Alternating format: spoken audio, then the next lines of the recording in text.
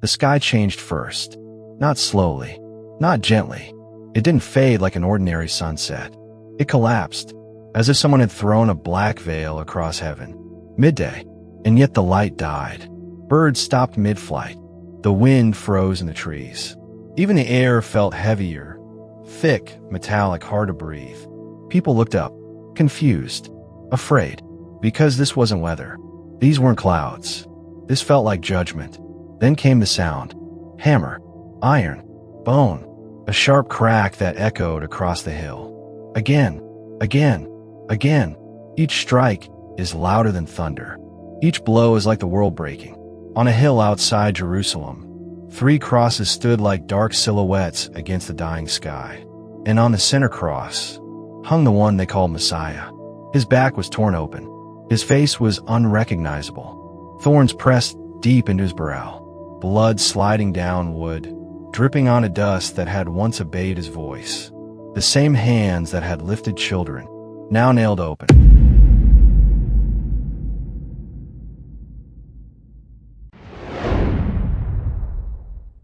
The same mouth that had calmed storms, now gasping for air.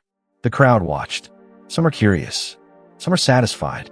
Some pretended this had nothing to do with them. The chief priests folded their arms. "We warned you," they muttered. "He saved others. He cannot save." Matthew 27 verse 42. He saved others. Himself he cannot save. They laughed, but their laughter trembled, because even they felt it. Something wasn't right. The ground vibrated beneath their feet. Not violent yet, just enough to whisper, "Pay attention." At the foot of the cross, Mary stood. His mother. Her eyes were swollen. Her soul collapsed inside her chest. 33 years of memories flooding at once. The angel, the promise, the manager, the miracles. How could God's promise end like this? How could heaven's son die like a criminal? She wanted to look away, but she couldn't. A mother never looks away. John stood beside her, silent, shaking. No sermons now. No bold declarations. Just helplessness. Because this wasn't how the story was supposed to go. Messiahs weren't crucified. Kings weren't executed. Hope wasn't nailed to wood. And yet, here he was, lifting himself painfully against the nails to breathe. Every breath torture. Every word costs blood. Then suddenly, he spoke. Not weak, not defeated, but deliberate. "It is finished." John 19 verse 30, "It is finished." And he bowed his head and gave up the ghost. Not, "I am finished." It is finished. A declaration, a completion. But nobody understood, because at that exact moment, the earth exploded, the ground split open, rock shattered, the temple veil tore from top to bottom, like invisible hands ripped it apart. Priests screamed, lamps fell, dust filled the sanctuary. Matthew 27 verse 51. And behold, the veil of the temple was rent in twain from the top to the bottom, and the earth did quake, and the rocks rent. The centurion stumbled backward, his spear shaking in his grip. He stared at the lifeless body, in the darkness, at the trembling earth, and fear gripped his chest. Surely, his voice cracked. Surely this was the Son of God. But it was too late, or so it seemed. They pulled the nails free. The sound is sickening, metal scraping bone. They lowered him down. Dead weight, cold already, too still, too quiet. Nicodemus brought myrrh and aloes. Joseph of Arimathea wrapped the body carefully in linen. Their hands trembled. This wasn't just a man. This was everything they believed in. And now, everything lay lifeless in their arms. They carried him through the garden, the smell of blood mixing with crushed leaves. Birds are silent, wind gone, creation itself mourning. They reached a tomb carved from stone, unused, dark, a hollow carved into rock for the dead. This was not how kings were buried. No trumpet, no procession, just grief and hurry. Because Sabbath approached, they laid him inside, gently, tenderly, as if he might wake. But he didn't. The stone waited nearby, massive, circular, immovable. Several men strained, muscles burning, feet digging into soil. Slowly, it rolled, grinding, groaning, like the sound of finality itself. Then, thud, Sealed. The entrance vanished. Light cut off. Hope is buried. Mary collapsed to her knees. Peter turned away and wept like a child. The others scattered into shadows. Everything they had trusted, gone. Every promise, silent. Every miracle, memory. Rome believed they had ended a rebellion. The priests believed they had silenced a threat. Hell believed it had won a war. Because behind that stone lay the body of God's Son. Still, breathless, defeated, or so they thought. But deep inside the darkness of that tomb, beyond sight, beyond sound, beyond human understanding, something waited. Not decay, not defeat, but power, sleeping only for a moment.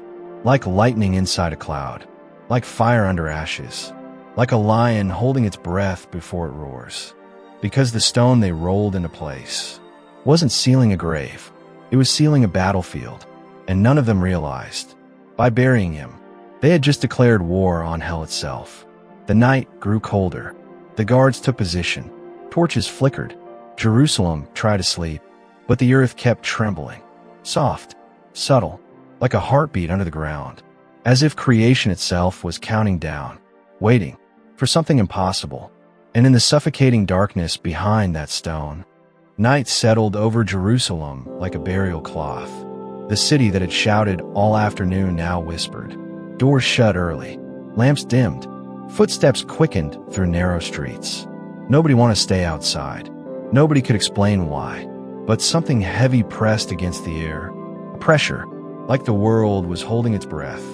Even the dogs didn't bark. Even the wind refused to move.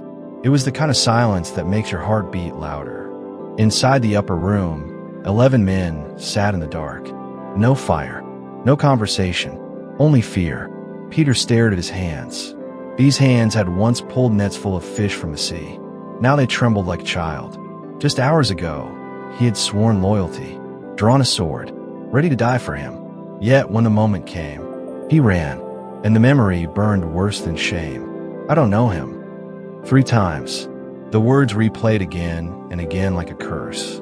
Across the room, Thomas leaned against the wall. Empty eyes. Matthew paced. John prayed silently, each one asking the same question they were too afraid to say aloud. How could the Messiah die? It made no sense. Scripture promised a king, a throne, victory, not execution, not a grave, not silence. Everything they believed about God now felt shattered. Had they followed a dream? Had they misunderstood everything? Luke 24 verse 21. But we trusted that it had been he who should have redeemed Israel. Trusted. Past tense. Hope was already slipping into memory. Outside, boots scraped stone. Metal clinked. Rome had posted guards at the burial site. Not out of fear of resurrection, but out of paranoia. The priests remembered his words. After 3 days, I will rise again. They didn't believe it, but they didn't want rumors either. So they demanded protection. Pilate scoffed. Make it as secure as you know how. And so they did. A wax seal pressed into the stone's edge, stamped with imperial authority. To break it meant crucifixion. To tamper with it meant death. To Rome, it was merely politics. But in the unseen realm, that seal meant nothing, because something far deeper than politics was unfolding. Something older than Rome, older than Jerusalem, older than mankind. Beneath soil and rock, beyond sight, beyond time's grip, darkness stretched like an endless cavern, a place untouched by sunlight, a prison older than memory, where shadows moved like smoke, where hope had never lived, the realm of the dead. And for the first time, it wasn't calm. It trembled. Low rumbles echoed through the abyss. Chains clattered without hands touching them. Ancient gates groaned as though rusted hinges were being forced open. Something had entered, not dragged, not thrown, entered. Willingly, every spirit sensed it. The forgotten prophets, the faithful martyrs, the generations who had died clinging to promise alone. They lifted their heads, because the darkness around them was changing. Light, faint at first, like dawn seen through fog, then brighter, growing, advancing. The shadows retreated from it, retreated, as if afraid. And then, footsteps, slow, steady, deliberate. Not the shuffle of a prisoner, not the crawl of the defeated, But the stride of King. 1 Peter 3 verses 18 to 19. Being put to death in the flesh, but quickened by the Spirit, by which also he went and preached unto the spirits in prison. The prison had never known preaching before. It only knew despair. Yet now, truth walked its corridors. Demons hissed and scattered like rats, because they recognized him. They had seen him before time. They had heard him speak stars into existence. They had watched him cast them down from heaven like lightning. And now, he stood in their territory, not bound, not broken, but blazing with authority. They thought they had watched him die. They thought they had watched hope bleed out. They thought the cross was their triumph. But something was terribly wrong. If death had truly conquered him, why was he here like this? Why wasn't he chained like the others? Why did the very ground recoil beneath his feet? Because this wasn't a victim entering hell. This was an invasion. Colossians 2 verses 14 to 15, blotting out the handwriting of ordinances that was against us, and having spoiled principalities and powers, he made a shoe of them openly, triumphing over them. Spoiled, disarmed, stripped, the enemy suddenly realized. The cross hadn't been their weapon. It had been his. The sacrifice wasn't defeat. It was payment. Legal. Final. Irreversible. The debt that gave hell authority. Canceled. And when the debt disappeared, so did their claim. Chains began to crack. Iron snapped like twigs. Locks shattered without keys. Captives gasped. For centuries they had waited. For centuries they had believed without seeing. Now, promises stood before them. Alive. Victorious. The deliverer had arrived. Above ground, the guards shifted nervously. One rubbed his arms. Feel that. Another swallowed. The ground, it's shaking again. Small pebbles rolled down the garden path. The torches flickered sideways though there was no wind. The horses pulled at their reins, snorting in terror. Something invisible was pressing upward from below, like thunder trapped underground, like power gathering, like a heartbeat getting faster. They glanced at the sealed entrance. The stone looked unchanged. Still, silent. But none of them knew. The stone wasn't holding a body. It was covering an explosion. And every second, that pressure grew. Deeper, stronger, unstoppable. Inside the darkness beneath creation, a final chain fell, and a sound erupted that hell had never heard before. Not crying, not torment, but victory.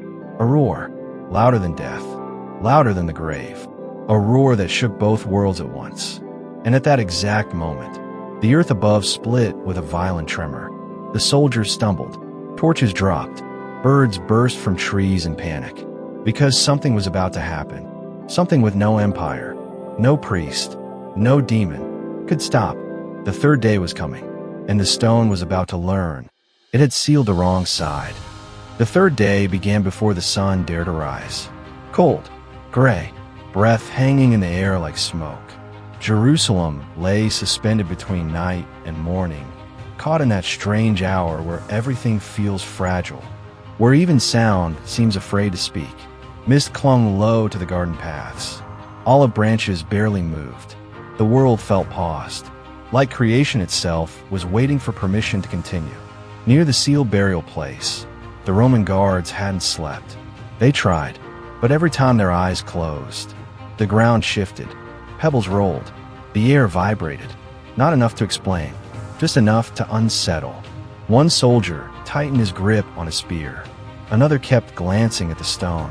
Still there, still sealed, still unmoved. And yet, none of them trusted it. "Do you feel that?" one muttered. A low tremor passed under their boots, like something deep underground had just exhaled. They laughed it off. They had faced wars, riots, and executions. But this was different, because this fear had no enemy to see, no sword to fight. It was the kind of fear you feel standing at the edge of something you don't understand. Behind them, the sky slowly shifted from black to charcoal gray. Dawn is approaching, and with it, footsteps. Soft, hurried, grieving. Mary Magdalene, wrapped in dark garments, hair loosely tied, clutching spices to her chest. Each step heavy with sorrow. She wasn't thinking about miracles anymore. Wasn't expecting angels. I wasn't hoping for anything. She only wanted to finish what love demanded. One last act of care. One last goodbye. Mark 16, verse 3. And they said among themselves, "Who shall roll us away the stone from the door of the sepulchre?" The question echoed in her mind. The stone, too heavy, too final. But grief makes you walk anyway. Because when love is real, logic doesn't matter. She moved through the mist. Closer, closer. Then, the ground convulsed. Violently. Not a tremble. Not a shake. A rupture. The earth split with a deafening roar. Birds exploded into the sky. Branches snapped. The soldiers collapsed to their knees. And lightning tore through the clouds like heaven itself had ripped open the sky. Matthew 28, verse 2. And, behold, there was a great earthquake, for the angel of the Lord descended from heaven. Light struck the garden, blinding, white-hot, alive, not like fire, not like lightning, something purer, something holy. And in that blazing descent, an angel stood, massive, terrible, radiant, not the gentle figures painted on walls. This was a warrior of God, clothes shining like burning snow, face brighter than the sun, power rolling off him in waves. The soldiers screamed, dropped their weapons. Some tried to run. Their legs gave out. Others froze completely, eyes wide, unable to move. Matthew 28, verse 4. And for fear of him, the keepers did shake and became as dead men. Men trained for battle. Men who had watched crucifixions without flinching, now trembling like children. Because Rome's authority means nothing in the presence of heaven, the angel stepped toward the entrance. Calm, unhurried, as if the stone weighed nothing at all. He didn't strain, didn't push hard. He simply touched it, and the massive rock rolled away like a pebble, grinding aside, exposing the darkness within. But not to let someone out, to let the world look in. The seal snapped. Rome's mark shattered. Human power is broken in a second. And silence followed. Thick, heavy, sacred. Mary fell backward, shielding her eyes. Her heart was pounding so violently she thought it might stop. The guards lay motionless on the ground like corpses. Dust drifted slowly through the air. The entrance stood open, black, still, empty-looking. The angel sat on the stone casually, like a king resting after victory. Then he looked at her. His voice wasn't thunder. It wasn't harsh. It was steady, certain. Fear not, because heaven always says that first. Matthew 28, verses 5 to 6. Fear not ye, for I know that ye seek Jesus, which was crucified. He is not here, for he is risen. Risen. The word didn't make sense. Her mind rejected it. Dead people don't rise. Bodies don't walk. Graves don't release prisoners. Yet something inside her, something deeper than logic, knew. She stepped forward slowly, every breath shaking. She crossed the threshold, into the place that had swallowed hope. The air felt different, not cold, not stale, alive. The burial linens lay folded neatly, not stolen, not disturbed, folded, intentional, deliberate, like someone who had finished resting. John 20, verse 7. The napkin that was about his head, not lying with the linen clothes, but wrapped together in a place by itself. Thieves don't fold clothes. Death doesn't organize linen. Only the living do that. Her heart raced faster. If the body wasn't there, then where? Behind her, the first ray of sunlight broke over the horizon. Golden, warm, alive. The first true light since that terrible afternoon. And at that exact moment, somewhere beyond sight, beyond time, beyond the limits of Earth, a new reality locked into place. Death had lost authority. Hell had lost its prisoners.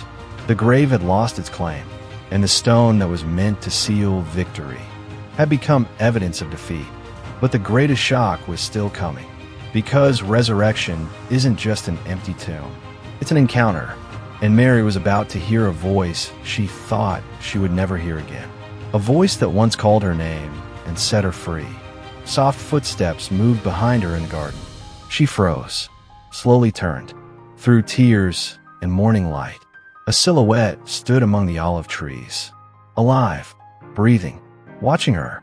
She couldn't see clearly yet, but her heart knew before her eyes did. And when he spoke, everything changed. Mary, John 20 verse 16, Jesus saith unto her, Mary. The same voice, the same love, the same authority, not a ghost, not a memory, alive. But before the world would understand what this meant, before the disciples would believe, before history would split in two, there was still one more revelation to come. Because resurrection wasn't just for one woman. It wasn't just for the disciples. It wasn't even just for that generation. The power that walked out of that tomb was about to shake the entire world. And nothing would ever be the same again. The garden no longer felt like a graveyard. It felt awake. The mist thinned. Birds slowly tested the air with cautious songs. Golden light spilled between olive branches like liquid fire. Morning had arrived. But this was not an ordinary morning. It was the first sunrise of a world where death had lost its throne. Mary stood trembling. Her tears hadn't stopped. They fell freely now, not only from grief, but from confusion. The tomb behind her was empty. The soldiers lay scattered like fallen statues. The air itself felt charged, alive, and yet her heart still searched for one thing. One face, one voice. Sir, she whispered to the figure standing a short distance away, barely visible through the light. Her eyes were clouded with sorrow. She assumed he was a gardener. Please, if you carried him somewhere, tell me where. I will take him, because love still thought it needed to protect the dead. Then the man spoke, not loudly, not dramatically, just one word. Her name, Mary. Everything stopped. Time, breath, thought, because no one said her name like that. Not with that gentleness, not with that authority wrapped in kindness, not with that familiar warmth that once cast 7 demons out of her soul and gave her life back. Her heart recognized him before her eyes did. She stepped closer. The light shifted across his face. Scars visible, alive, not pale, not wounded, glorious, whole. The same Jesus, but different, stronger, untouchable by death. John 20 verse 16, she turned herself, and saith unto him, Rabboni, which is to say, Master. Her knees gave way. She reached for him, afraid he might disappear like a dream. But it wasn't a dream. He wasn't a spirit. He wasn't memory. He was flesh and bone and breath and victory. Alive. The grave hadn't been borrowed from him. It had failed to keep him. Do not cling to me, he said gently, lifting her up. Go, tell the others. Because resurrection isn't meant to be hidden. It must be announced.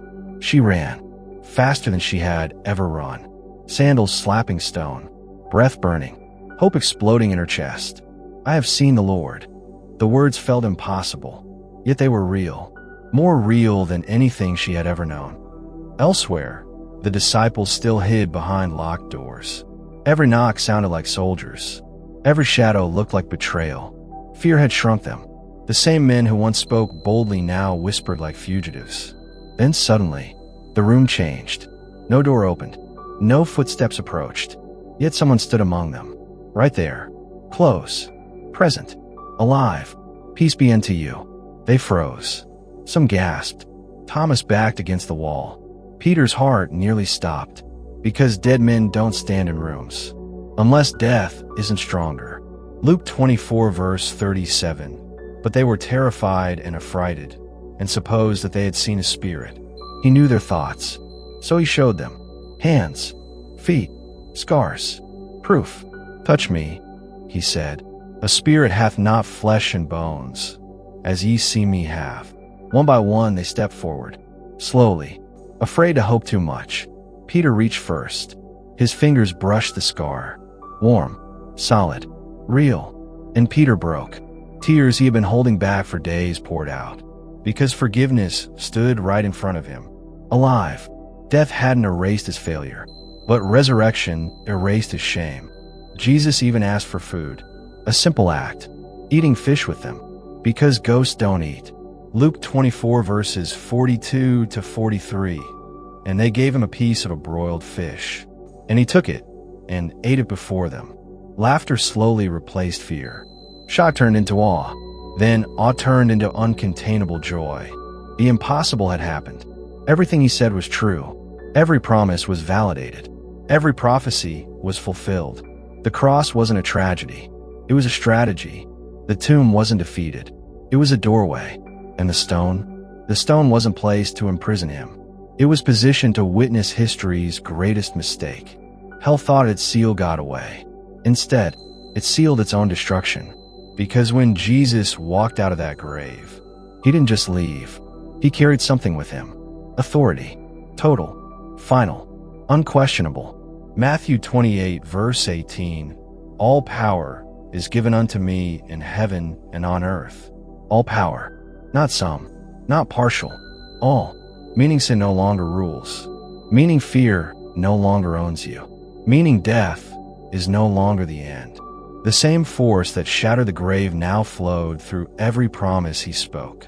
And for 40 days, he walked among them, teaching, strengthening, preparing, not as a martyr, but as a king.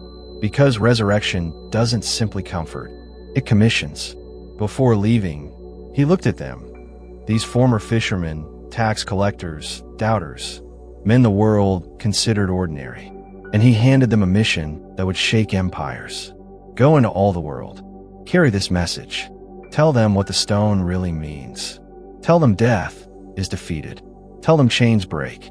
Tell them graves don't win. Because if I walked out, nothing can hold them either. Romans 8 verse 11. But if the spirit of him that raised up Jesus from the dead dwells in you, he shall also quicken your mortal bodies.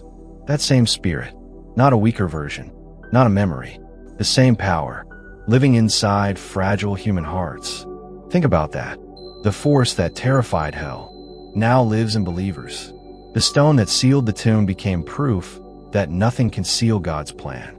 And every time life feels buried, every time hope feels trapped, every time the enemy whispers it's over, remember the garden, remember the morning, remember the empty place where death used to sit. Because the greatest weapon hell ever used, it became its greatest humiliation. Death thought it'd swallow God. Instead, God swallowed death. Forever. But here's the truth most people miss. The resurrection wasn't the end of the story. It was the beginning of a movement. A fire. A power about to spread city to city. Nation to nation. Heart to heart. And soon, those same frightened disciples would stand in the streets unafraid. Preaching boldly. Healing the sick. Shaking kingdoms. Because once you've seen the grave lose, nothing scares you again.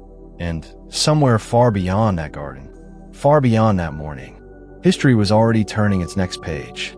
The stone had moved, but something else was about to fall too. Empires, idols, darkness itself. Because resurrection power never stays contained. It keeps rising and rising. The morning after resurrection, Jerusalem felt different. Not because the streets had changed, not because the temple stood taller, but because hearts had shifted. The disciples no longer hid. Fear had fled. Courage had replaced it. Faith had replaced doubt. Peter strode through the narrow streets, sandals slapping against stone, eyes sharp and burning with purpose. Where only yesterday there had been silence, today there was proclamation. I have seen him, he shouted, voice echoing across the marketplace. Merchants froze. Children ran to peek from doorways. Soldiers turned in surprise. The words were simple, yet they carried the weight of heaven. John walked beside him, carrying the memory of the empty tomb in his heart. Every scar, every folded linen cloth replayed in his mind like a confirmation of victory over death itself. Luke 24 verse 49. And behold, I send the promise of my Father upon you, but tarry ye in the city of Jerusalem, until ye be endued with power from on high. They weren't just telling a story, they were unveiling a revolution. Word spread faster than rumor ever could. Those who were grieving now whispered hope. Those oppressed now found courage. And those chained by fear began to step forward. But not all rejoiced. The high priests watched from the temple steps, robes fluttering in the morning wind. Their faces were pale, lips pressed tight. The empty tomb had not only robbed them of control, it had exposed their impotence before God's power. They had thought death was the end. They had counted on it. And now, everything had unraveled. Meanwhile, the disciples returned to the upper room. They prayed. They planned. They remembered every word he had spoken during the 40 days. Each promise became a blueprint, each lesson a weapon. They did not yet know the extent of the opposition. They only knew the power inside them. Holy, unstoppable, alive. Acts 1 verse 8. But ye shall receive power, after that the Holy Ghost is come upon you. And ye shall be witnesses unto me both in Jerusalem, and in all Judea, and in Samaria, and unto the uttermost part of the earth. The first miracle occurred quietly. In a back alley, a blind man heard Peter's words and suddenly could see. A leper touched John's robe and found himself healed. Crowds began to gather. Word of resurrection power spread like wildfire through whispered testimonies. But as the power grew, so did the resistance. Shadows stirred. A whisper traveled along the temple corridors. This cannot be. He cannot rise. The power is not meant for them. The spiritual battle was no longer beneath the tomb. It had followed him into the streets. The same darkness that trembled under his feet now watched, plotting, waiting. Yet the disciples moved forward unafraid. Every act of faith was a hammer strike against fear. Every healed body, every converted soul, a crack in the walls of spiritual oppression. Mary Magdalene followed quietly, witnessing miracles with tears of joy. She had seen him rise, and now she saw his life ripple outward into the world. Peter paused on the hill overlooking the city. He raised his arms to the heavens. The wind carried his voice. This is the power of the risen Christ. Death has no claim. And somewhere in the shadows, a figure moved, unseen, watching, patient. The resurrection had begun to reshape the world, but the story was far from over. Because resurrection power doesn't simply comfort, it confronts. It doesn't merely heal, it provokes. And those who once ruled in fear would not relinquish their throne without challenge. Yet the disciples did not flinch. They had seen the impossible. They had touched the living God. And now they were unstoppable. The first city would fall to the light of resurrection. The first chains would break. And the stone that once sealed hope now marked the beginning of a worldwide uprising of faith. And in that moment, one truth became clear. The grave is never the end. The stone only proves the power of the one who walks out of it alive. Somewhere beyond sight, beyond time, beyond Jerusalem, the enemy plotted quietly. Yet even in that darkness, the seeds of defeat had been sown.